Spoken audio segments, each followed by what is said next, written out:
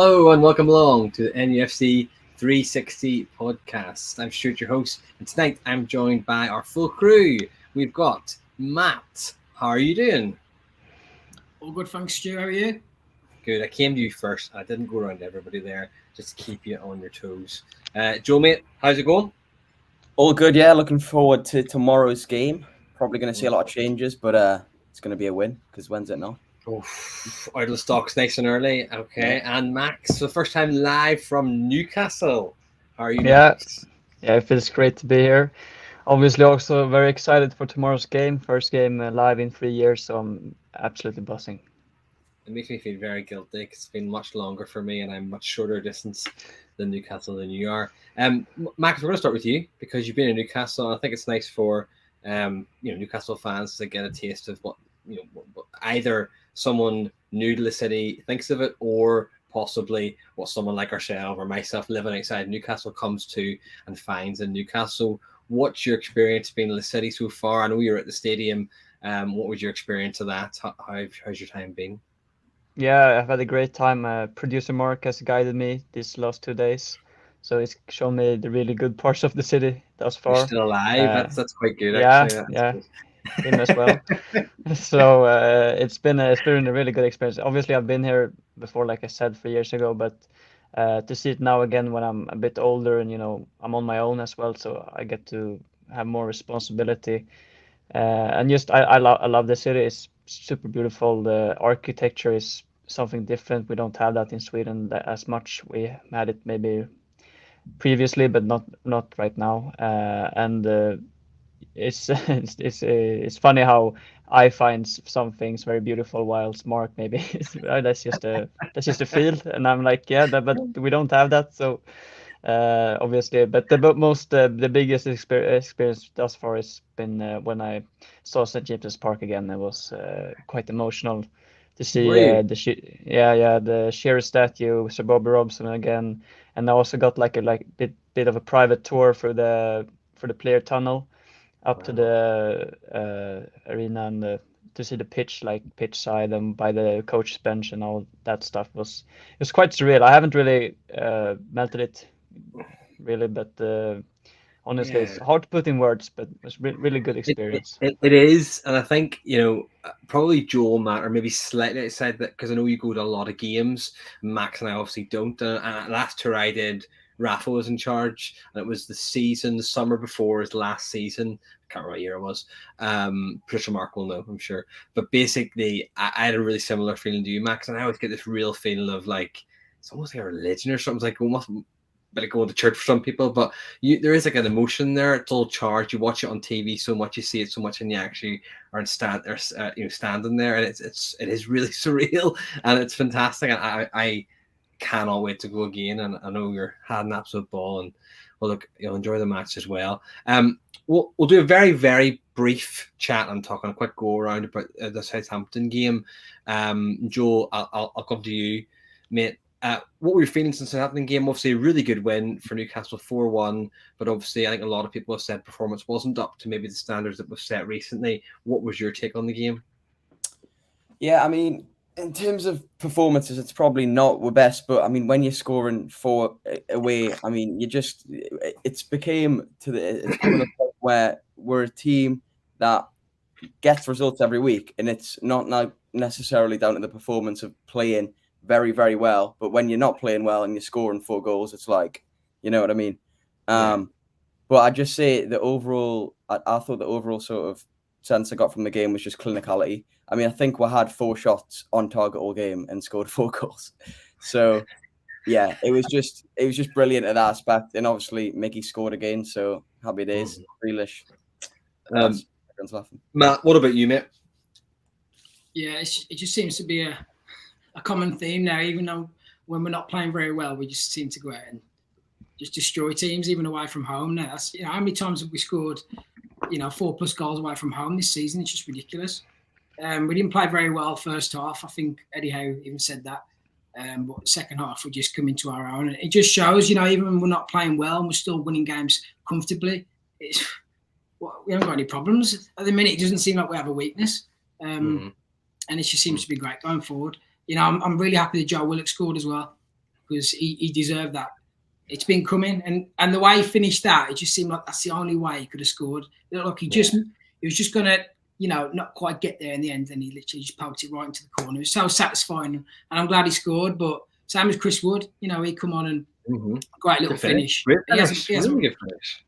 Yeah, he hasn't played very often recently, has he? And he come on and he still scored. So fair play to him, and it's great. What about that ball from Kieran Trippier for Willock's goal? Yeah, that was just perfect, wasn't it? Absolutely perfect. Perfect is the perfect adjective, because it was like it didn't even have to break stride. It just was slipped right. If you got a pen and drew it on a screen, you couldn't have drawn any better. It was absolutely brilliant. Yeah, look, great result. Folks, we're going to jump straight into our first topic, which is, I think I talked about it last week, but almost in jest, and I wasn't really sure. And Guardiola's come out and said some comments quite recently, just before the game last week. I'll come to you, Max, because it came to the other boys first. Max, are we in a title race?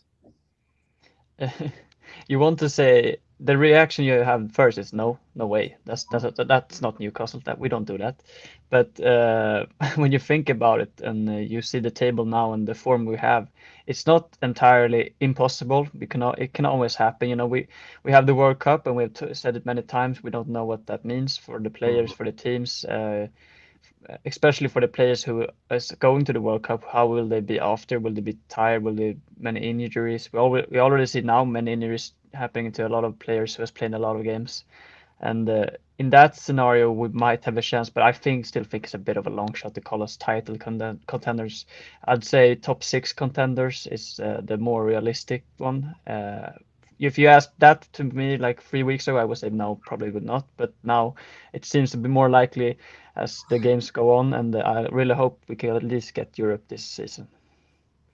Matt and Joel, do you feel any differently there, or do you concur with what Max is saying? Yeah, I think pretty much the same as what Max has said there. Like, I'd love to say like title contenders, and stats at the minute do, how many points are we off the top?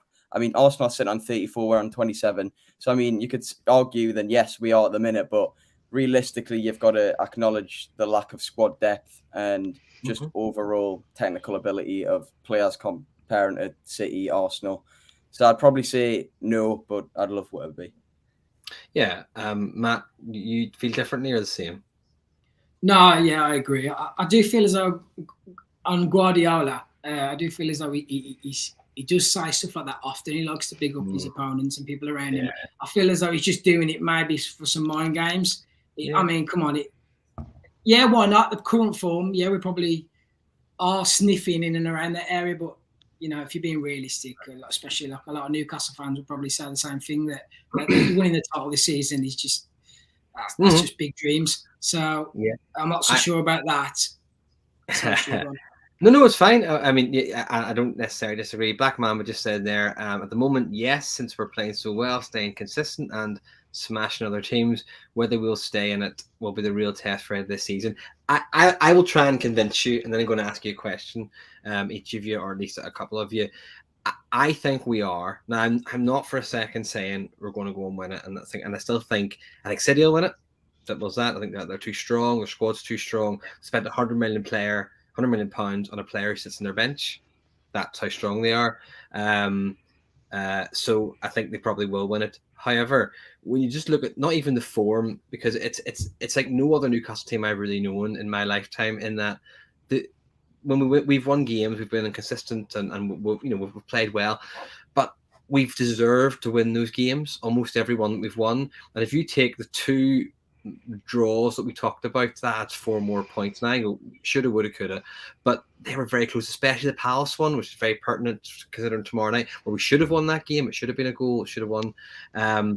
And then you look at even just take City the other day, getting a penalty they shouldn't have had in the 95th minute to win the game against Fulham. If that happens, we win Palace. So there's just two instances. They don't get that penalty, we win Palace, then I think, almost certain, we're above them in the league. I'm pretty certain that do that math. I think we would have been 3 points, or at least a point behind them. That's how tight it is. Those margins are, and I think we've shown that we can do it. The big reason I'm more confident is Max is right. The World Cup with no idea what's going to happen in World Cup. It could be great. It could give him a rest, more time with Eddie Howe on the training pitch. You know, Joelinton's not going. Big players aren't going. Some are, obviously. But it could obviously be terrible. But the reason I think I'm very, not confident, but I think we're definitely in it, is January. I think that the owners have had a plan, and they've said, let's say for argument's sake, 3 years to Champions League football, 5 years, whatever and they went, oh, right, okay, we're now in a position, and I think they will back Eddie Howe a lot in January. Maybe go for targets they would have went for in the summer, build out that squad to a point where it's going to be pretty hard to fight us off. So I think what they'll be looking to do is consolidate fourth, but that might push us on. So I think we're in it. I'm not saying we're going to win it, but I think we're definitely in with the conversation. What I want to ask you, though, and I'll ask you, Matt, first, because I came to you last. When would you start to believe that we are in a race? What would it take for you to do? You know, say we keep on this general consistent form and the teams around us do. Would it have to get to May with a couple of games left, or would it be whenever they back us in January? What would make you change your mind? Think, actually, you know what? This is more than top four. This is Leicester-esque. This is something's happening here. What would it take for you, Matt, to maybe think that way? If anything, maybe nothing. No, it has to be a few things. I feel like we have to be in touching distance within the last, 5 or 6 games. Literally, like if a couple of bad results for City and we're sniffing around, then possibly there. Also, if Man City get a couple of key injuries, if Kevin De Bruyne gets injured and Haaland's injured, and you're thinking, here we go, it could be more of a chance. And also, like I've said in previous podcasts, I've spoke about who we're going to get in January. If we sign 2 or 3 top players like James Maddison and Diaby out wide, and these top of all a holding midfielder, then yeah, possibly. But I just can't see it though at the minute. Can't see it. Joel. Yeah, I mean, I've been fairly optimistic about Newcastle this season, but the pessimism of it's just there over the accumulation of past years to say that we're not going to be in a title race. But so for me personally, it would be like the last 3 or 4 games. If we are still in touch and distance, then I'd go, shit me, but but yeah, it would probably be later on then, just like what Matt said there, injuries of other teams. If we keep key players fit, obviously Bruno, I think, was absent in the 2 times we haven't won this season. I think that's right, isn't it? Yeah, the 2 draws. I don't think he was there. So it's about keeping key players fit, playing consistently, and hopefully getting. You've got to get a bit of luck with other teams, big teams getting beat. Okay, I'll go round robin here. So we're going to just one word, couple of word answers basically. I just want to know where we are now, and I don't want you to tell me injuries and World Cup, blah, blah, blah, just all that stuff. Keep that in your head. Just tell me, where would you be happy to finish the league? Speaking right now. So, and if we jump forward in time to the end of the season, and you go, oh flip, we finished. Where are you happy with, Max? 7th. Okay, Matt. First, now, yes, woo. I'll probably go 7th. Just not Europa League, Conference League. Yeah, just Europa League. I'll be happy with that. Joel. Yeah, I also had 7 in my mind, so I'm gonna continue to stay with that. Because I mean, you can't be too disappointed. Like I know we're in 3rd now, but honestly, even top 8, it's an improvement. You know what I mean? So yeah. Producer Mark says 6th. Black Mambo says 6th. I'd probably go for 6th as well. I can't change too much. If anything, maybe looking at it like you're into Europe. I think I said initially start the season 8th. I don't think I get Europe, does it? Maybe it does, but it was maybe just outside. But 6th would be great. I'd take 6th, and as we'll get to maybe a cup run or something like that, I really would. Champions League would be insane. It would be just insane. Okay, it is the Howe-versary today, as I'm sure anyone watching will know, and we all know as well. Eddie Howe's been in charge for 1 year, which it does not seem like a year. It seems like about 3 years. I think we all agree what a success that's been. We're not going to necessarily go into the minutiae of that because that's been done again and again. We're just going to have a bit of a round discussion about it.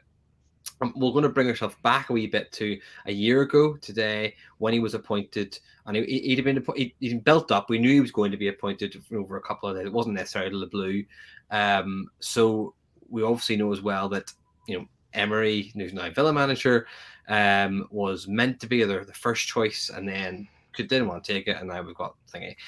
What were your honest expectations of Eddie Howe last year? So as he joined, what did you think? Right, this is what he can do. This is where he can finish. This is what my expectations are.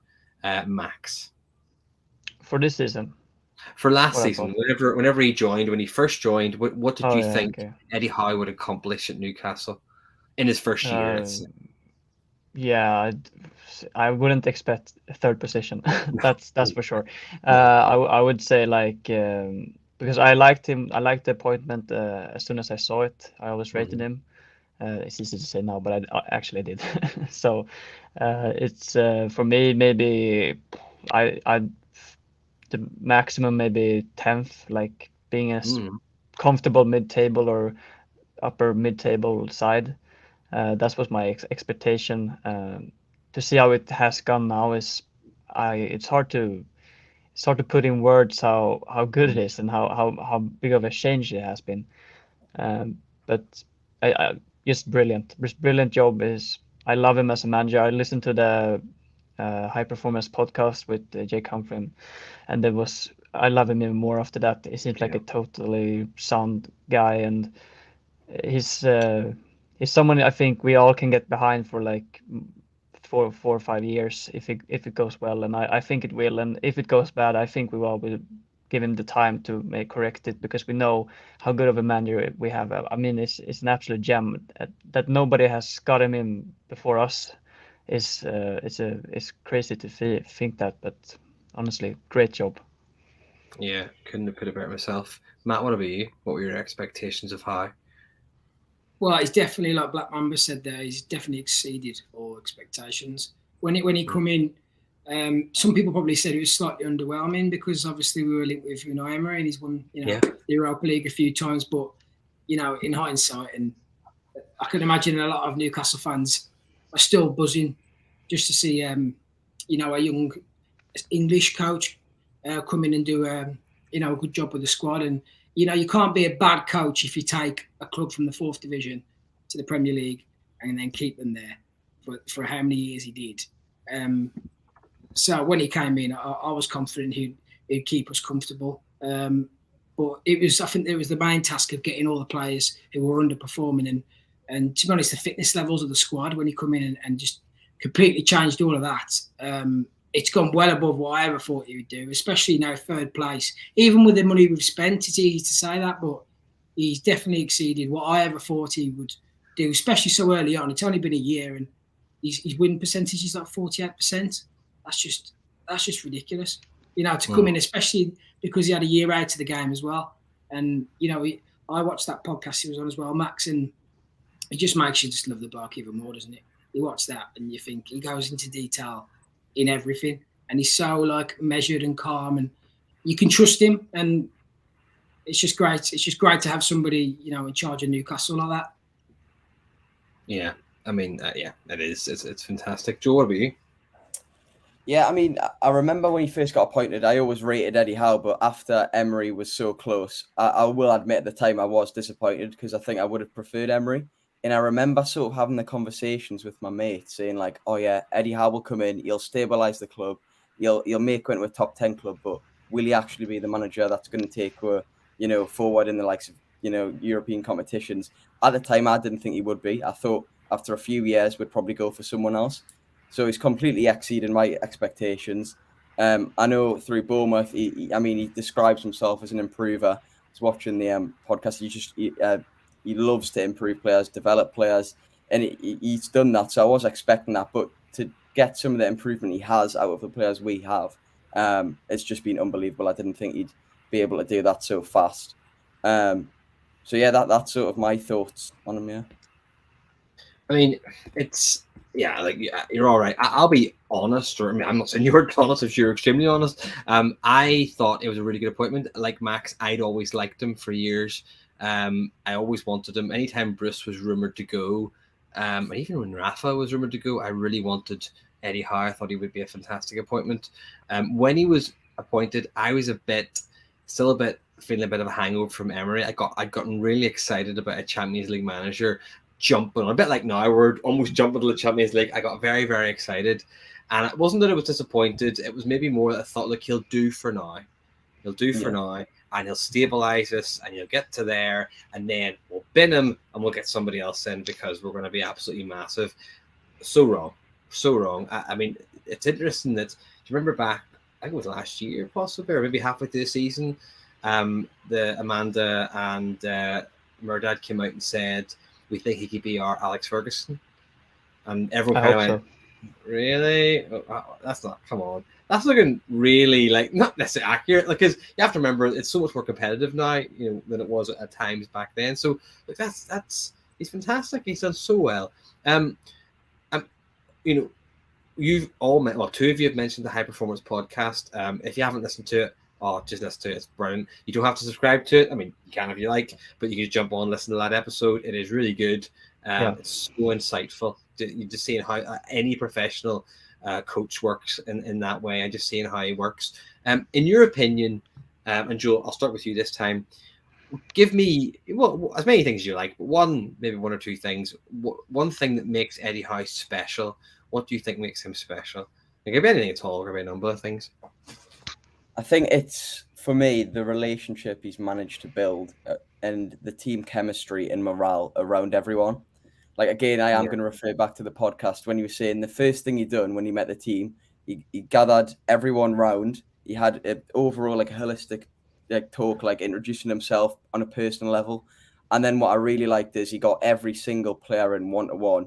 Nothing about football, just to literally learn about, their personal lives, their family lives.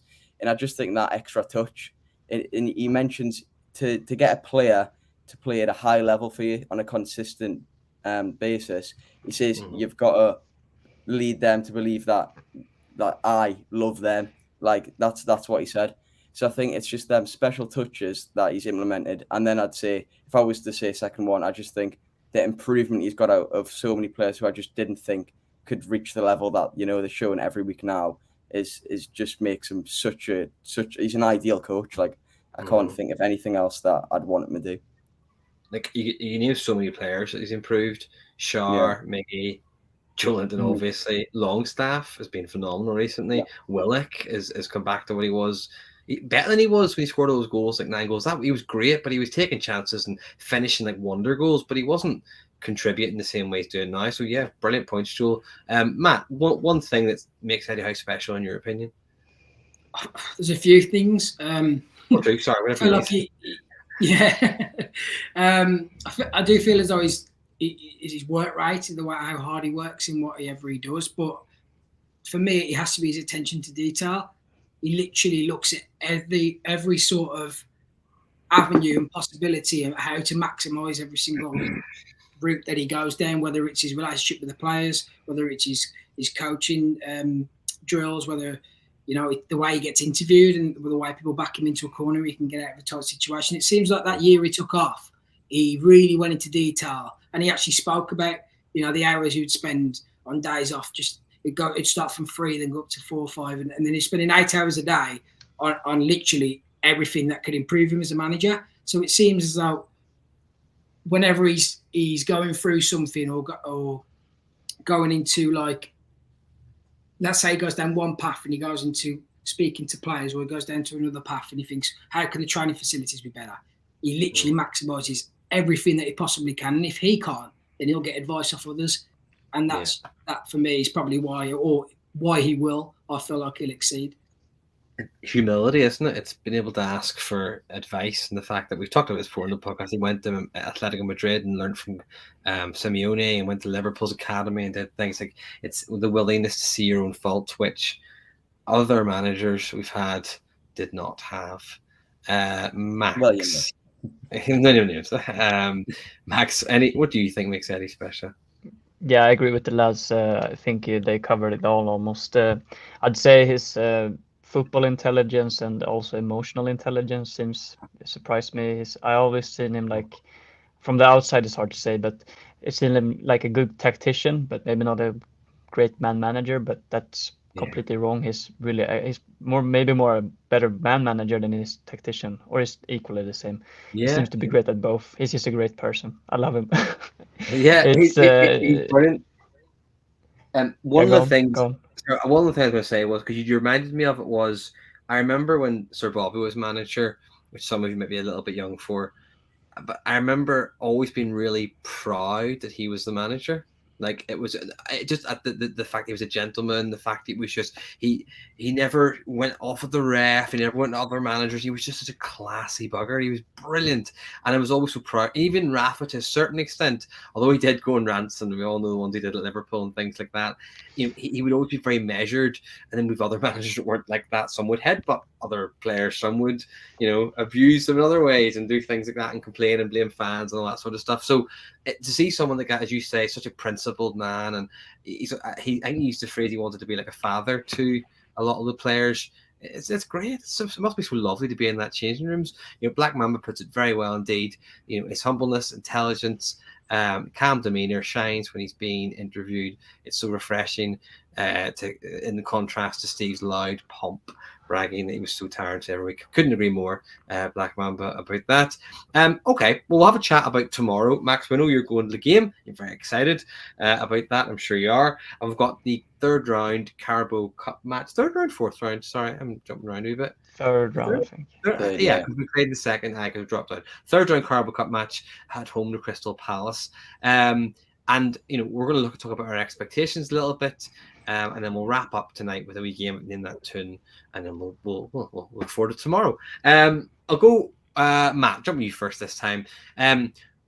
What changes would you like to see, if any, for the match tomorrow, considering we have the Chelsea match coming up at the weekend? I do see him making a few changes, not too many, because he recently said that he wants to win a trophy, and he's obviously going to take the cup competitions quite seriously. There's a few fringe players that I reckon he'll bring into the team. Chris Wood scored the other day. I do feel as though he's probably due a start. Matt Targett's been really hard done by, just because of how well Dan Burn's been playing and how well the defence have been doing. So possibly Matt Targett could come back into the team. I've got at least Jamal Lascelles, maybe not.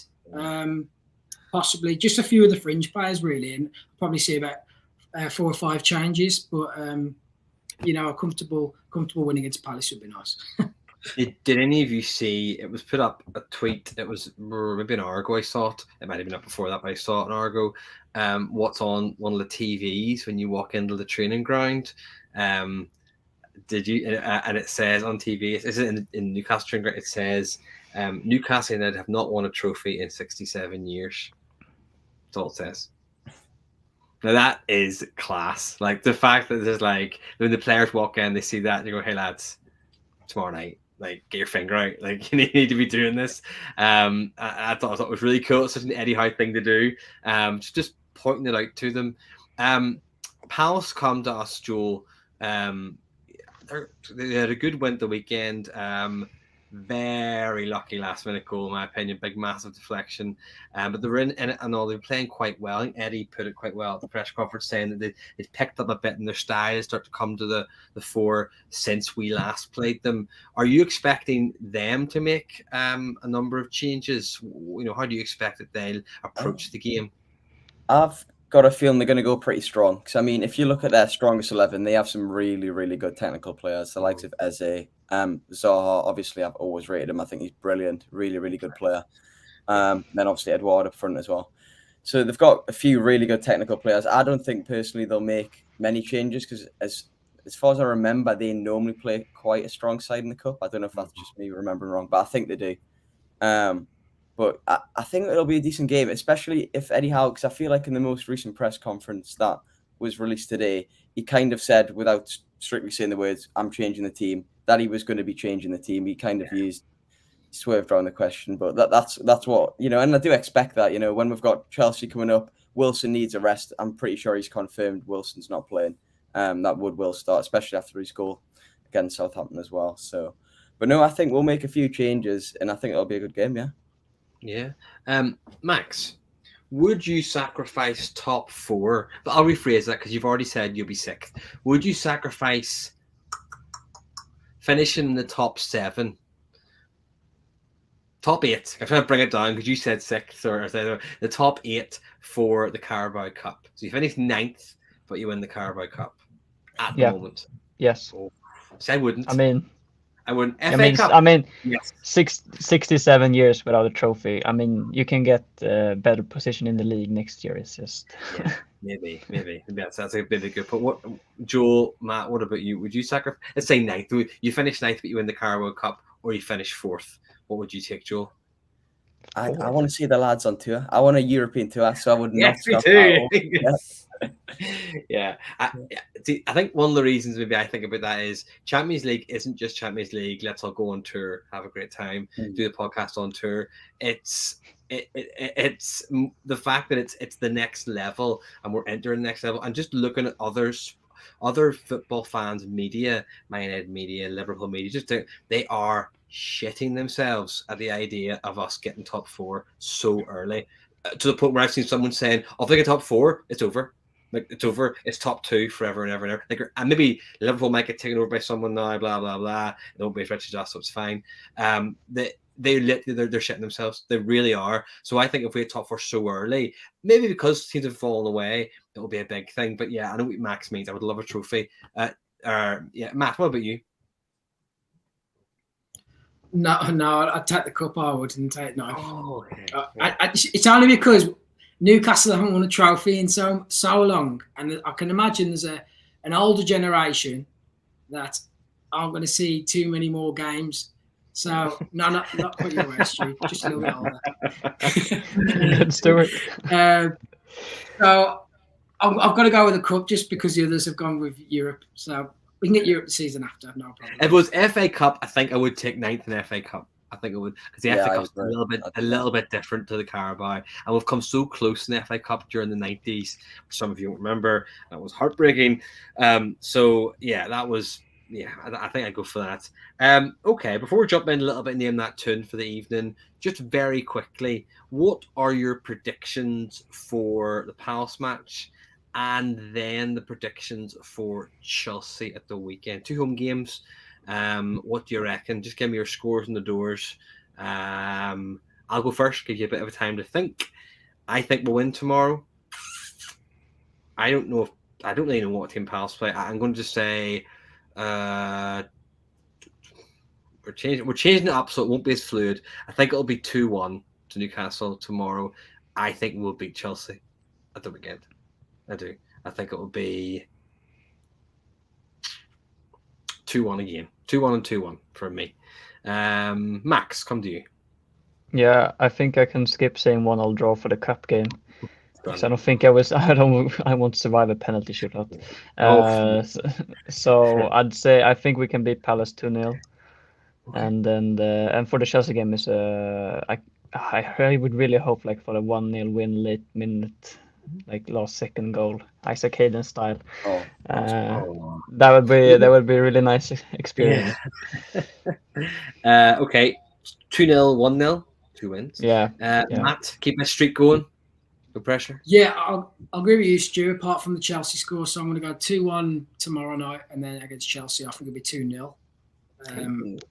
Yeah, I think it'll be 2-0. Wins on the board. Joel, take us home.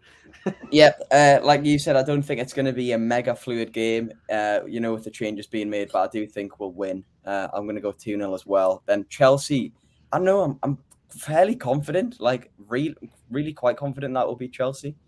I'm not sure if it'll be a high scoring one or not, but for the positivity and optimism of this podcast we're on, I'll go with 3-1 Newcastle. Oh, wow. Let's keep saying where our weaknesses, not tomorrow because it'll be a different side, but they're the full strength team that we have, or the close to full strength. Where are our weaknesses? We conceded a goal at the weekend there, but half of defense was missing. It was Manquillo coming in, sliding in. Dan Burn was the other wing. It wasn't the defense we have. So yeah, I think where are our weaknesses? I think at the moment we're flying high, but very positive. Okay, we'll finish off with a bit of name that tune. I've got 3 players for you. You know how it works by now, but anyone watching along, you can play along in the comments. We've got 3 players. I'm going to give you some clues. I've got 4 clues for each player. You have a guess. If you have a guess, then you don't get to guess again. at all until the player is moved on. So you basically get one guess per player. So you can stick or twist if you think you know it. That worked much better last week, and I've made it a lot more solid. I think we're finally getting the hang of it. What we've done is I've done basically their position and the year they joined is the first clue, and then I have a little thing about who they played for, and then goals, and then a wee fact. So it's generally more standard now. So the fact will generally maybe give it away, but be a big clue. So if you're waiting that long, you might not have a chance. So we'll go to the first one. Okay. I think who won last week? Was it a draw? 1-1. Who won? Yeah, we all got one each. Draw last week. Let's go. First player then. I am a winger that played for Newcastle from 2004 to 2009. You're a brave man if you use your guess for this one. Oh, you're very lucky. Patricia Marcus says that he won last week, apparently. So I didn't see that, so I don't know what he's talking about. No guesses there, no? Cool. Okay. So clue number 2. I have played for Newcastle, Wigan, and Aston Villa. Yep, Joel. Oh, Charles in there. Yeah. Yeah, well done. Dogmere. Straight in. Next third clue was I scored 9 goals in 119 appearances for Newcastle. And the last clue was one of my managers at NUFC famously mispronounced my name on a TalkSport interview. Can anyone remember what he mispronounced Nzogbia as? It was really bad. It was Insomnia. Insomnia. That's right. Insomnia. Insomnia. I remember listening to that interview live, and I couldn't breathe. It wasn't even funny. I was just flabbergasted. Okay, 1-0 Joel. Joel, have you ever won? Have you ever won this? Yeah. I've won. I've won before. I haven't. Max hasn't. Okay, number 2. I am an attacker who played for Newcastle from 2007 to 2012.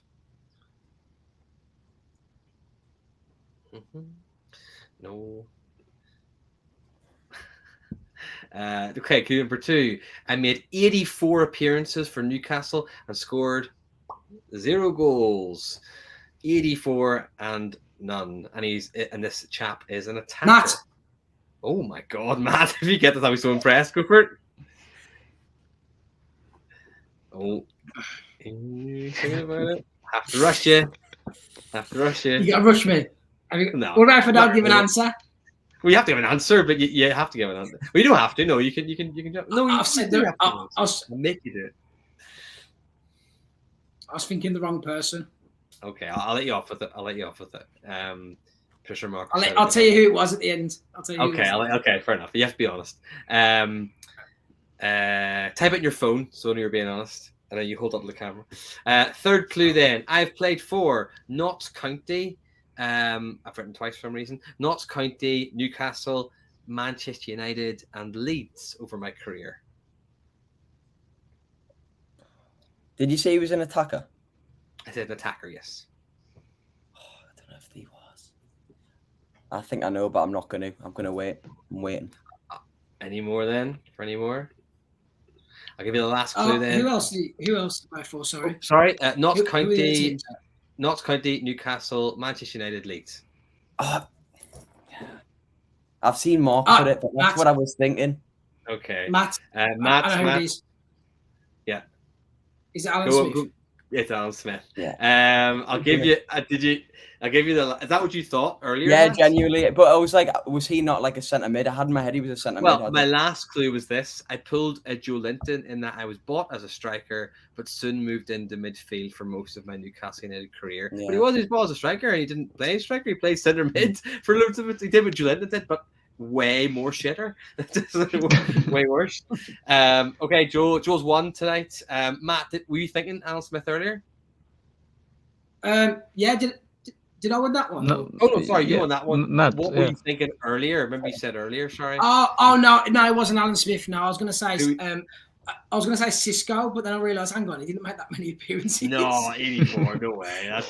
No, because when you said he didn't score, said he didn't score, I thought, hang on. Tisco didn't score, I don't think. No, So. that's shocking though. 84-0. I remember when he signed, I was buzzing because one of my best mates is a Leeds fan and loved him. And then when United absolutely hated him, went to Manchester United, hated him, but he still was a good player. Okay, last one then, and this is for the tie. Could be 2 ties in a row, Max. Come on, or it could be to Joel or Matt. Okay, clue number 1. I am a striker who played for Newcastle from 2009 to 2012. No one's guessing this at this point. Don't even know why I'm reading it out. You have to be very brave. And don't look at the private chat because you'll get. I've got someone in my head already. I wasn't even supporting the club during this year, so that's all right. So, if this player's box office, he's not. I'm just a player. Clue number 2. I scored 22 goals in 75 appearances for Newcastle. Not a bad return. Oh, Matt, go for it. Peter Lovenkrands. Matt, that's phenomenal. Well done.